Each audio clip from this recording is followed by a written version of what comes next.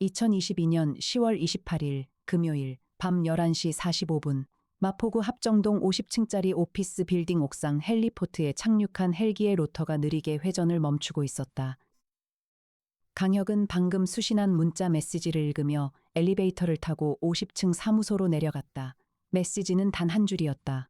소용돌이가 시작되었습니다. 도와주세요. 발신자는 경기도 안산시 단원구에 사는 박지연 32살 회사원이었다. 그로부터 정확히 3시간 전 안산시 단원구 해안가 소도시 나선포에서는 한 남자가 죽었다. 아니, 죽었다는 표현만으로는 그 참상을 설명할 수 없었다. 김태호 58살 나선포 도예가 그의 시신은 자택 작업실 가마 앞에서 발견되었는데 온몸이 마치 물에 젖은 수건을 비틀 듯 360도로 꼬여 있었다. 뼈가 부러지고 피부가 찢어지고 장기가 밀려나온 상태였음에도 그의 얼굴에는 기이하게도 미소가 남아 있었다. 부검을 담당한 국립과학수사연구원 측은 외력에 의한 사망으로 보이나 어떤 도구로 이런 상해를 입힐 수 있는지 현재로서는 설명이 불가능하다라는 이례적인 소견을 내놓았다. 경찰은 사건 발생 2시간 만에 단순 변사 처리를 검토했다. 아무런 단서가 없었기 때문이었다. 외부 침입 흔적도 범행 도구도 목격자도 없었다. 다만 현장에 한 가지 이상한 것이 있었다. 작업실 바닥에 흩어진 도자기 파편들이 모두 소용돌이 문양을 품고 있었고 벽에는 피해자가 손톱으로 긁어 그린 것으로 보이는 거대한 나선형 무늬가 남아 있었다. 박지연은 김태호의 며느리였다. 2022년 10월 29일 토요일 새벽 2시 강역탐정사무소 50층 메인 라운지에는 따뜻한 조명이 켜져 있었다. 300평 전체를 사용하는 이 사무소는 누가 보아도 최고급이었다. 이태리제 가죽 소파, 벽면을 가득 채운 첨단 모니터, 한쪽에 자리한 실험실에서 새어나오는 푸른빛, 창 너머로는 한강과 마포의 야경이 한눈에 들어왔다. 강혁은 소파에 앉아 박지연이 보낸 사건 관련 자료를 읽고 있었다. 키 185cm, 75kg의 다부진 체격, 검게 그을린 얼굴에 짧게 깎은 머리, 왼쪽 눈썹을 가로지르는 옅은 흉터. 처음 보는 사람들은 을의 은퇴한 권투 선수로 오해하곤 했지만 그는 서울지방경찰청 강력계에서 16년을 근무한 베테랑 형사 출신이었다. 아버지의 유산으로 1,000억 원대의 재산가였으나 돈보다는 사건을 좇는 일이 그의 본능이었다. 탐정님, 커피 나왔어요. 이에나가 에스프레소 2잔을 들고 다가왔다. 훤칠한 키에 둥근 안경을 쓰고 단정하게 머리를 묶은 미인, 국립과학수사연구원 법화학과 출신의 분석화학 전문가, 24살이라는 나이가 믿기지 않을 만큼 치밀하고 냉정했다. 강혁이 직접 스카우트하여 사무소에 합류시킨 인재였다. 애나 씨, 이거 봐요. 강혁이 태블릿을 건넸다. 화면에는 피해자 김태호의 시신 사진과 함께 현장 사진이 띄워져 있었다. 이에나는 커피를 한 모금 마시며 사진을 확대했다. 그녀는 부검실에서도 태연하게 김밥을 먹을 수 있는 사람이었다. 본인 말로는 저혈당 예방을 위한 실용적 행동이라고 했다. 시신의 비틀림 각도가 정확히 360도예요. 인간의 신체 구조상 이건 불가능해요. 뼈가 먼저 부러지니까요. 이에나가 안경을 밀어 올리며 말했다. 그런데 부러졌는데도 계속 꼬여 있어. 마치 누군가가 일부러 비틀어 놓은 것처럼 강혁의 눈이 날카롭게 빛났다. 한 가지 더요, 탐정님. 현장에서 수거한 도자기 파편의 테토 성분을 분석해봤는데 이에나가 태블릿을 조작해 새로운 화면을 띄웠다. 나선포 해안가 특정 지점의 점토와 일치해요. 그런데 이 점토에서 비정상적으로 높은 농도의 중금속과 정체를 알 수 없는 유기화합물이 검출됐어요. 강혁은 서류를 내려놓고 창밖을 바라보았다. 합정동의 밤은 고요했지만 그의 머릿속은 이미 돌아가기 시작했다. 형사 시절의 버릇, 현장에 들어서면 있는 것, 없는 것, 어색한 것의 순서로 단서를 포착하는 직관. 이 사건에서 있는 것은 소용돌이 문양이었다. 없는 것은 범행 도구와 외부 침입 흔적이었다. 어색한 것은 피해자의 미소였다. 내일 새벽에 나선포로 갑시다. 교통편은 이미 예매해뒀어요. 새벽 5시 30분 출발이에요. 이에나가 태연하게 대답했다. 언제나 강혁보다 한 발 빠른 여자였다. 2022년 10월 29일 토요일 아침 7시 나선포는 안산시 단원구 최남단에 위치한 해안가 소도시였다. 인구 3,000명 남짓한 작은 마을. 바다를 끼고 산으로 둘러싸인 지형 탓에 외부와의 교통이 불편했고 주민 대부분은 어업과 도예로 생계를 이어갔다. 마을 중앙에는 용연못이라 불리는 오래된 저수지가 있었고 그 둘레를 따라 조선시대에 지어진 것으로 추정되는 낡은 한옥 연립들이 나선형으로 배치되어 있었다. 강혁의 사무소에서 보유한 최고급 승용차가 해안도로를 달려 나선포에 진입했다. 운전대를 잡은 것은 이에나였다. 그녀의 운전 실력은 각종 장비를 다루는 맥가이버 수준의 능력치와 함께 사무소에서 정평이 나 있었다. 이상해요. 이에나가 중얼거렸다. 뭐가? 도로요. 마을로 들어오는 길이 나선형이에요. 해안도로에서 빠져서 마을 진입로를 탔는데 계속 빙글빙글 돌아서 내려오는 구조예요. 강혁은 창밖을 내다보았다. 과연 그랬다. 산비탈을 따라 도로가 소용돌이 모양으로 감겨 내려가고 있었다. 처음에는 단순한 산길 특유의 굴곡이려니 했지만 주의를 기울여 보니 규칙적이었다. 마치 누군가가 의도적으로 설계한 것처럼. 마을 전체가 소용돌이 형태로 되어 있는 건가. 강혁이 혼잣말처럼 내뱉었다. 나선포 파출소에 도착하자 미리 연락을 받은 박지연이 기다리고 있었다. 32살의 젊은 여성은 눈이 충혈되어 있었고 손이 미세하게 떨리고 있었다. 강혁 탐정님, 정말 와주셨군요. 그녀의 목소리가 갈라졌다. 자세히 말씀해 주세요. 시아버지 김태호 씨 외에 다른 이상한 일은 없었나요? 박지연은 잠시 망설이다가 입을 열었다. 있었어요. 시아버지가 돌아가시기 일주일 전부터 마을에 이상한 일이 계속 일어났어요. 처음에는 시아버지가 갑자기 작업실에 틀어박혀 소용돌이 문양 도자기만 만들기 시작하셨어요. 밥도 안 드시고 잠도 안 주무시고 그러더니 이웃인 최 씨 아저씨도 똑같은 행동을 하기 시작했어요. 자기 집 마당에 소용돌이를 그리고 또 그리고 최 씨? 그분은 지금 어떻게 되셨습니까? 3일 전에 행방불명이에요. 용연못에 빠진 것 같다는 말도 있고요. 강혁과 이해나는 시선을 교환했다. 2022년 10월 29일 토요일 낮 12시 현장 조사를 마치고 마을 이장을 만나러 하던 중 강혁의 휴대전화가 울렸다. 발신자는 형 강민혁이었다. 검찰청 고위 간부인 형은 수시로 동생의 일을 도와주었다. 혁아, 너 지금 안산 나선포에 있지? 형, 어떻게 알았어? 안산지청에서 연락이 왔다. 오늘 새벽에 또 시신이 나왔어. 이번에는 용연못에서. 시신 상태가 첫 번째 피해자와 동일해. 온몸이 나선형으로 꼬여 있대. 강혁의 표정이 굳어졌다. 누구야? 최병길, 57살 도예가. 나선포 주민이야. 너 이거 정식으로 받아. 내가 안산지청에 이야기해 놓을 테니까. 고마워 형. 전화를 끄는 강혁에게 이해나가 다가왔다. 탐정님, 용연못이요? 가자. 용연못은 마을 중앙에 있었다. 직경 약 50m의 원형 저수지. 물은 탁한 초록색이었고 주변에는 갈대와 억새가 무성했다. 경찰 과학수사대가 이미 텐트를 치고 시신을 수습한 뒤였다. 강혁은 안산경찰서 형사에게 협조를 구하고 현장에 접근했다. 시신은 첫 번째와 완벽히 동일한 형태였다. 온몸이 360도로 비틀려 있었고 얼굴에는 평온한 미소가 남아 있었다. 단 한 가지 차이점. 최병길의 두 손에는 용연못 바닥에서 건져 올린 듯한 검은 점토가 잔뜩 묻어 있었다. 이에나가 라텍스 장갑을 끼고 점토 샘플을 채취했다. 첫 번째 피해자 작업실의 도자기 테토와 같은 성분일 거예요. 확인해봐. 그리고 이 점토의 출처를 정확하게 밝혀줘. 강혁이 주변을 살피며 말했다. 그때 강혁의 눈에 무언가가 들어왔다. 용연못 가장자리, 물과 땅이 만나는 경계에 기이한 흔적이 있었다. 무릎을 꿇고 자세히 들여다보니 진흙 위에 소용돌이 모양의 발자국이 찍혀 있었다. 사람의 발자국이 아니었다. 마치 거대한 고둥이 지나간 것처럼 나선형 자국이 진흙 위에 새겨져 있었다. 이건 뭐지? 강혁이 중얼거렸다. 2022년 10월 29일 토요일 오후 4시 사무소 실험실에서 송태풍 박사가 점토 분석 결과를 보고했다. 40대의 중견 과학자인 그는 강혁 사무소의 공동 연구원이었다.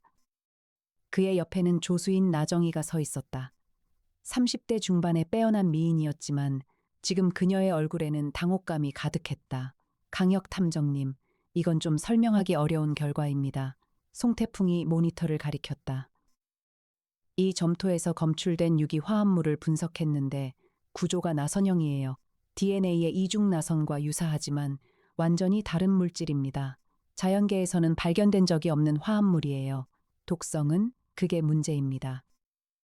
이 물질을 실험용 쥐에게 노출시켰더니 쥐가 이상 행동을 보이기 시작했어요. 케이지 안에서 계속 빙글빙글 도는 겁니다.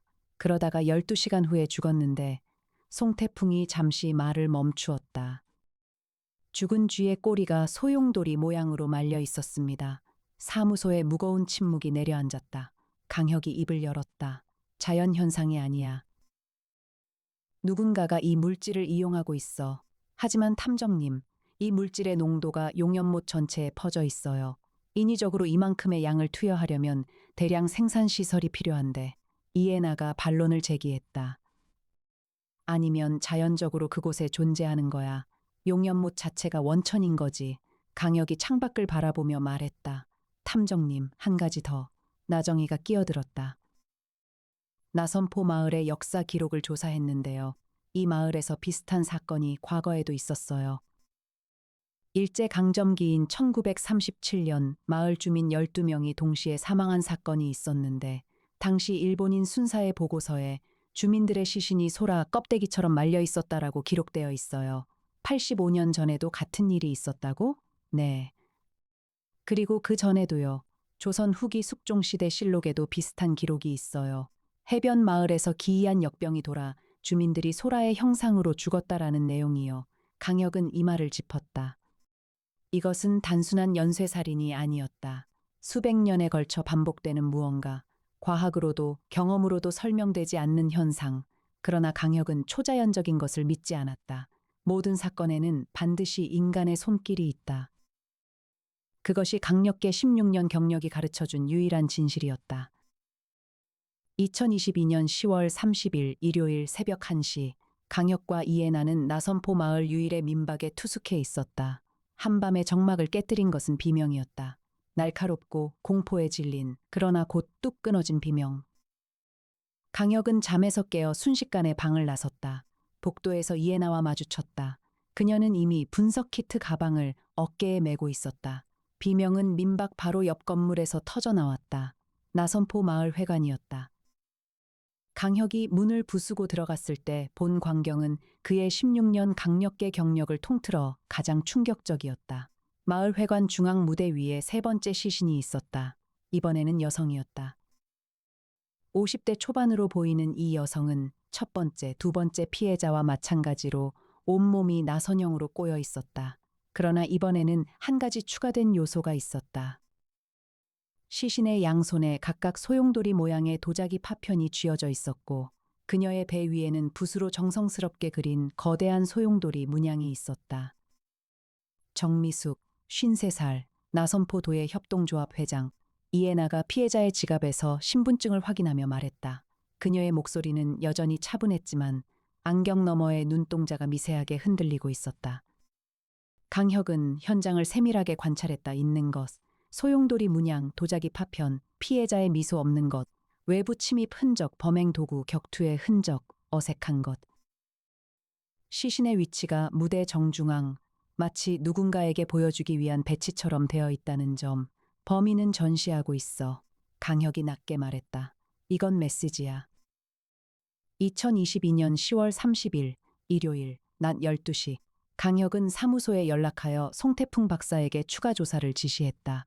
나선포의 지질학적 역사, 용연못의 형성 과정, 마을 건축물의 배치도.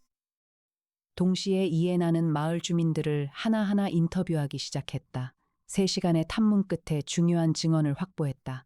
마을 어르신 김 할아버지 87세, 소용돌이? 그거 옛날부터 있었어. 우리 할아버지 때도 그 할아버지의 할아버지 때도 용연못 밑에 뭔가 있다는 얘기가 대대로 전해져 왔지. 옛날 사람들은 그걸 용의 설이라고 불렀어. 못 밑에 용이 서려 있다고 했거든. 용의 서리가 사람을 해친다는 이야기는 없었습니까? 있었지. 80년에서 90년에 한 번씩 못에서 이상한 기운이 올라오면 마을 사람들이 미쳐간다고 했어. 그때마다 마을에서 사람이 죽었어. 하나같이 몸이 꼬여서. 강혁은 나정이가 찾은 기록과 일치하는 증언에 등골이 서늘해졌다. 1937년으로부터 85년, 2022년 주기가 맞았다. 할아버지, 그때마다 어떻게 멈추었습니까? 모르지. 어느 날 갑자기 시작되고 어느 날 갑자기 멈추었으니까. 다만 한 가지, 먼저 목가에 가까는 사람부터 당했다는 건 확실해. 이해나가 빠르게 지도를 펼쳤다. 첫 번째 피해자 김태호의 자택은 용연못에서 200m, 두 번째 피해자 최병길의 자택은 150m, 세 번째 피해자 정미숙의 자택은 100m. 점점 용연못에 가까운 사람이 당하고 있었다. 소용돌이가 중심에서 바깥으로 퍼지는 것이 아니라 바깥에서 중심으로 수렴하고 있었다. 탐정님, 이대로라면 다음 피해자는 용연못에서 50m 이내에 사는 사람이에요. 강혁이 지도를 내려다보았다. 용연못에서 50m 이내에 거주하는 주민은 단 4명이었다. 그리고 그 4명 중 1명은 박지연 의뢰인이었다. 2022년 10월 31일 월요일 오전 10시 송태풍 박사로부터 긴급 보고가 도착했다. 강혁은 나선포 현장에 설치한 임시 거점에서 화상 통화로 보고를 받았다. 용연못 바닥을 드론으로 수중 촬영했습니다. 놀라운 결과가 나왔어요. 송태풍의 목소리가 흥분으로 떨리고 있었다. 못바닥 중앙에 인공 구조물이 있습니다. 깊이 약 20m 지점에 돌로 만든 나선형 계단이 아래로 이어져 있어요. 그리고 그 주변을 감싸고 있는 검은 점토층에서 고농도의 미지의 화합물이 분출되고 있습니다. 계단이 아래로 얼마나 깊이? 수중 드론이 도달한 최신부가 50m입니다. 거기서도 계단은 계속 나선형으로 이어지고 있었어요. 구조물의 양식으로 보아 최소 수백 년 전에 만들어진 것으로 추정됩니다. 강혁의 눈이 번뜩였다. 용의 설이, 몸 밑에 용이 서려 있다. 그것은 전설이 아니라 실제 구조물에 대한 고대인들의 묘사였다. 그리고 한 가지 더요. 송태풍이 목소리를 낮추었다. 수중 촬영 중에 이상한 현상이 관측됐어요. 못바닥의 점토층에서 주기적으로 기포가 올라오는데 그 기포의 패턴이 나선형이에요. 마치 살아있는 것처럼 움직입니다. 이해나가 강혁의 옆에서 화면을 주시하며 말했다. 유기 화합물이 분출되면서 가스가 발생하는 건 자연현상으로 설명 가능해요. 하지만 나선형 패턴은 설명이 안 돼요. 강혁은 잠시 생각에 잠겼다가 입을 열었다. 이 물질이 공기 중으로 확산되면서 주민들에게 영향을 미치는 거야. 일종의 환각성 독소. 용연못에 가까울수록 농도가 높고 그래서 가까운 주민부터 당하는 거야. 그렇다면 시신이 꼬이는 건? 이해나가 물었다. 이 독소가 인체의 근육과 결합 조직에 작용해서 비정상적인 수축을 일으키는 거야. 피해자들은 독소에 오래 노출되면서 먼저 정신이 나선형에 집착하게 되고 마지막에는 신체까지 꼬이면서 죽는 거지. 논리적이었다. 과학적으로 설명 가능한 범위 안에 있었다. 그러나 강혁의 직감은 무언가 더 있다고 속삭이고 있었다. 85년 주기, 인공 구조물, 누군가가 이 사건의 배후에 있었다. 2022년 11월 1일 화요일 오후 3시 강혁은 나선포 도예 협동조합의 회원 명부를 조사하다가 흥미로운 이름을 발견했다. 조동민 45세 도예 연구가 서울대학교 고고학과를 졸업한 뒤 나선포에 정착하여 전통 도예를 연구한다고 알려진 인물이었다. 그런데 이 사람의 집은 용연못에서 불과 30m 거리에 있었음에도 아무런 피해를 입지 않았다. 가장 가까이 사는 사람이 무사하다. 강혁은 조동민을 만나기 위해 그의 자택을 방문했다. 용연못가에 세워진 2층 집은 의외로 현대적이었다. 콘크리트와 유리로 된 건물, 지하에 대형 작업실을 갖추고 있었다. 조동민은 우아한 인상의 중년 남성이었다. 은퇴 안경에 단정한 머리, 부드러운 미소, 강혁 탐정님이시군요. 소문 들었습니다. 마을 분들이 불안해하고 계시죠. 조 선생님은 용연못 바로 옆에 사시는데 별 이상이 없으셨습니까?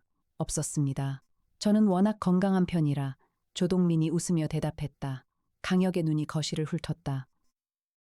벽면에 걸린 것은 전통 도자기가 아니라 나선형 문양이 그려진 고대 유물의 탁본들이었다. 서재에는 고고학, 지질학, 생화학 서적이 가득했다. 선생님은 이 마을의 용연못에 대해 연구하고 계신 걸로 아는데 그 몸 밑에 구조물이 있다는 건 알고 계셨습니까? 조동민의 미소가 아주 잠깐 굳었다. 일반인은 눈치채지 못할 찰나의 변화였지만 강력계 16년의 눈은 놓치지 않았다. 구조물이라뇨? 처음 듣는 이야기인데요. 거짓말이었다. 강혁은 확신했다. 서재에 꽂힌 책들 중에 수중 고고학 서적이 여러 권 있었고 책상 위에는 수중 촬영 장비 카탈로그가 펼쳐져 있었다. 그럼 실례하겠습니다. 강혁은 예의 바르게 일어섰다. 아직 때가 아니었다. 2022년 11월 2일 수요일 새벽 3시 강혁이 우려한 대로였다. 네 번째 시신이 발견되었다. 용연못에서 70m 거리에 거주하던 나선포 이장 한상복 61세. 시신의 상태는 이전과 동일했다. 나선형으로 꼬인 몸, 평온한 미소, 손에 쥔 검은 점토. 그러나 이번에는 결정적인 차이가 있었다. 한상복의 자택 CCTV에 범행 직전의 영상이 남아 있었다. 강혁과 이해나는 안산경찰서에서 영상을 확인했다. 화면에는 한상복이 밤 11시경 집을 나서는 모습이 찍혀 있었다. 그는 몽유병자처럼 멍한 표정으로 현관문을 열고 나갔다. 그리고 용연못 방향으로 걸어갔다. 이후 새벽 1시경 다시 화면에 잡혔을 때 그는 이미 온몸이 비틀리기 시작한 상태였다. 그런데도 걸어서 집으로 돌아오고 있었다. 비틀리는 중에도 그 평온한 미소를 짓고 있었다. 그리고 현관 앞에서 쓰러졌다. 자의적이에요. 이해나가 충격을 감추지 못하며 말했다. 누가 시킨 게 아니라 스스로 못으로 가서 스스로 꼬인 거예요. 아니야. 강혁이 단호하게 말했다. 저건 자의가 아니야. 독소에 의한 행동 조종이야. 약물에 의해 의식을 잃은 상태에서 신체가 반응하는 거야. 그럼 어떻게 걸어서 돌아올 수 있어요? 강혁은 대답하지 못했다. 과학적 설명의 경계가 흔들리고 있었다. 그날 밤 강혁은 잠을 이루지 못했다. 민박 창 너머로 용연못이 보였다. 달빛 아래에서 물 표면에 기이한 무늬가 피어올랐다. 소용돌이, 작은 소용돌이가 수면 위에서 하나, 둘, 넷, 점점 늘어나고 있었다. 전화벨이 울렸다. 강민혁이었다. 혀가 용연못 주변 주민 전원 대피 명령 내릴 수 있게 행정 협조 요청했다. 내일 아침부터 시행이야. 형 고마워. 근데 형 조동민이라는 사람 조회 좀 해줘. 서울대 고고학과 졸업, 45세 나선포 거주. 알았다. 바로 해줄게. 2022년 11월 3일 목요일 오전 9시 강민혁이 보내온 조동민의 신상 정보는 충격적이었다. 조동민, 본명 조동식, 서울대 고고학과 졸업 후 일본 유학, 이토 대학에서 생화학 박사 학위 취득. 전공은 고대 유기물질의 화학적 분석. 귀국 후 이름을 바꾸고 나선포에 정착한 시점은 2020년, 정확히 2년 전이었다.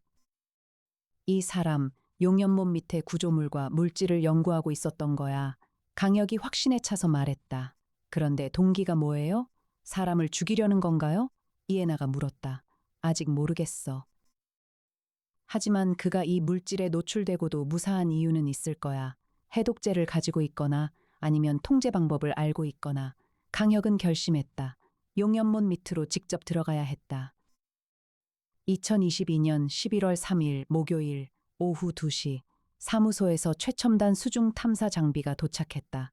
이해나가 직접 운전한 무인 승용차에 실려온 것이었다. 잠수복, 산소 탱크, 수중 카메라, 조명 장비, 그리고 화학 방호 장비까지 강혁 사무소의 재력이 빛을 발하는 순간이었다. 탐정님, 제가 같이 들어갈게요. 이해나가 잠수복을 집어들며 말했다. 안 돼. 위험해. 탐정님 혼자 들어가는 게 더 위험해요. 제가 수중 샘플 채취도 해야 하고 화학 분석도 현장에서 바로 해야 해요. 강혁은 이해나를 바라보았다. 둥근 안경 너머의 맑은 눈동자가 단호했다. 이 여자는 한번 결심하면 절대 물러서지 않았다. 그리고 솔직히 그녀가 옆에 있으면 강혁은 더 안심이 되었다. 그 마음의 정체를 강혁은 아직 직시하지 못하고 있었지만 알았어요, 애나 씨. 같이 갑시다. 2022년 11월 4일 금요일 오전 6시 새벽녘의 용연못은 안개에 쌓여 있었다. 강혁과 이해나는 잠수 장비를 착용하고 목가에 섰다. 사무소에서 파견된 최첨단 드론이 상공에서 실시간 감시를 수행하고 있었고, 송태풍 박사가 사무소에서 원격으로 모든 데이터를 수신하고 있었다. 준비됐어요? 강혁이 물었다. 항상요. 이해나가 산소 마스크를 쓰며 대답했다. 두 사람은 용연못에 입수했다. 물은 예상보다 차가웠고 탁한 녹색 물 사이로 시야가 불과 2미터밖에 확보되지 않았다. 수중 조명을 켜고 아래로 내려갔다. 5미터, 10미터, 15미터.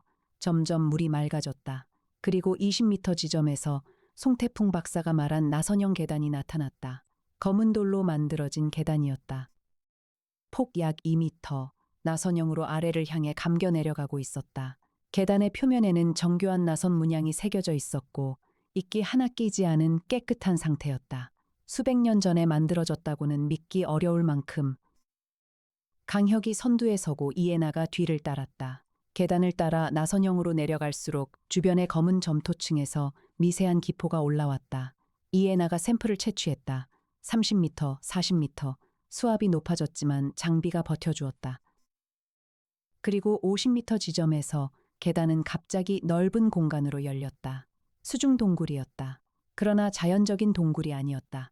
벽면은 인공적으로 다듬어져 있었고 바닥에는 거대한 나선형 무늬가 양각으로 새겨져 있었다. 그리고 동굴의 중앙에 거대한 구형 물체가 있었다. 직경 약 3미터의 검은 구체, 표면에는 무수한 소용돌이 문양이 새겨져 있었다. 그리고 그 표면에서 검은 점토 같은 물질이 맥박처럼 뿜어져 나오고 있었다. 마치 살아있는 것처럼 이해나가 강혁의 팔을 잡았다. 그녀의 손이 떨리고 있었다. 처음이었다. 부검실에서도 김밥을 먹던 이 여자가 떠는 것은 강혁도 인정했다. 두려웠다. 그러나 강력계 형사는 두려움 앞에서도 전진하는 법을 알고 있었다. 수중 카메라로 구체를 촬영하고 주변의 물질을 채취한 뒤 두 사람은 수면으로 올라왔다. 2022년 11월 4일 금요일 오후 4시 수중 탐사에서 채취한 샘플의 긴급 분석 결과가 나왔다. 이해나와 송태풍 박사가 동시에 결론에 도달했다. 검은 구체에서 분출되는 물질은 강력한 신경독소와 근육작용제의 복합체였다. 이것이 물을 통해 지상으로 올라와 기화하면 흡입한 사람의 중추신경계에 작용하여 특정 형태의 강박관념을 유발하고 최종적으로는 전신 근육의 비정상적 수축을 일으켜 신체를 나선형으로 꼬아 사망에 이르게 했다. 그런데 탐정님, 이해나가 결정적인 한마디를 던졌다. 구체 표면에서 채취한 물질을 정밀 분석했더니 최근에 인위적으로 첨가된 촉매가 검출됐어요. 이 촉매가 없으면 물질의 분출 속도가 극히 느려서 수십 년에 걸쳐 서서히 축적돼야 해요. 그런데 이 촉매가 투입되면서 분출 속도가 수백 배 빨라진 거예요. 누군가가 일부러 촉매를 넣어서 사건을 촉발시킨 거야. 네. 그리고 그 촉매의 화학 구조를 분석해봤더니 이해나가 화면을 띄웠다. 이건 일본 이토대학 생화학과에서 2020년에 발표한 논문에 나오는 합성 촉매예요. 논문의 교신 저자가 조동식이에요. 모든 퍼즐이 맞춰졌다. 조동민, 아니 조동식. 그는 용연못 밑에 고대 구조물과 그 물질의 존재를 학술적으로 발견하고 그 물질의 분출을 인위적으로 가속시키는 촉매를 개발하여 투입한 것이었다. 85년 주기로 자연적으로 발생하던 현상을 인공적으로 앞당긴 것이다. 동기는? 강혁이 물었다. 이해나가 추가 조사 자료를 제시했다. 조동식의 할아버지가 나선포 출신이에요. 1937년 사건 때 사망한 12명 중 한 명이고요. 조동식은 할아버지의 죽음의 원인을 밝히겠다며 이 연구를 시작한 것 같은데 어느 순간 목적이 변질된 거예요. 뭘로? 자신의 연구를 증명하기 위해. 자연 현상을 인공적으로 재현할 수 있다는 걸 증명하고 싶었던 거예요. 연구자의 광기예요. 강혁은 주먹을 쥐었다. 한 가족의 평생이 단 하룻밤 만에 사라지는 잔인한 진실. 그가 강력계 시절 가장 견디기 힘들어했던 것. 4명의 사람이 이미 죽었다. 한 남자의 학문적 호기심과 광기 때문에. 2022년 11월 5일 토요일 새벽 4시 강혁은 체포작전을 설계했다.